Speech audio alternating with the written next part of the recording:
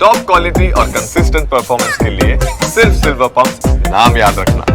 તો ધર્મ પરિવર્તન ન થવું જોઈએ તેવું પણ કહેવામાં આવી રહ્યું છે અને આ સાથે જ કથાકાર મોરારી બાપુ દ્વારા પણ સૂચક નિવેદન આપવામાં આવ્યું છે અને તેમના દ્વારા કહેવામાં આવ્યું કે જે ગ્રામીણ વિસ્તારો છે ત્યાં આ પ્રકારે ધર્મ પરિવર્તન વધારે થઈ રહ્યું છે અને તેમાં પણ ગ્રામીણ શાળામાં બાળકોનું ધર્મ પરિવર્તન અને તેને લઈને આ જે હકીકત છે તે સામે આવી છે। અનેક ફરિયાદો પણ મળી આવી છે।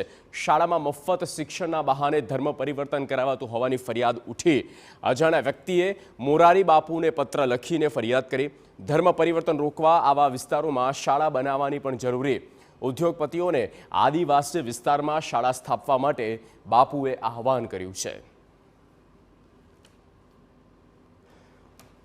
સત્કર્મ થાય, લોકો પાસે ગરીબાઈ છે માટે જો ફ્રીમાં શાળામાં શિક્ષણ મળે તો એવું સારું શિક્ષણ વધારે શાળાઓ ખુલે। સરકારી શાળાઓમાં તો મફત જ શિક્ષણ છે, આપણે ત્યાં એમાં કોઈ ખુશ નથી, પણ વધારે એવી શાળાઓ તો આ બધાને અમે રોકી શકીએ કે તમે આ શાળાઓમાં ભણો।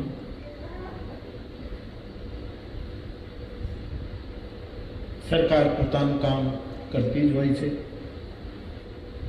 તમે બાપુ મોટા ઉદ્યોગપતિઓને શિક્ષણ માટે કંઈક કહો, આપણે પણ બાપ મારી વ્યાસપીઠ તરફ તમે વેદના પ્રગટ કરી છે। તો કથાકાર મોરારી બાપુએ વ્યાસપીઠ પરથી છેડ્યો ધર્મ પરિવર્તનનો મુદ્દો।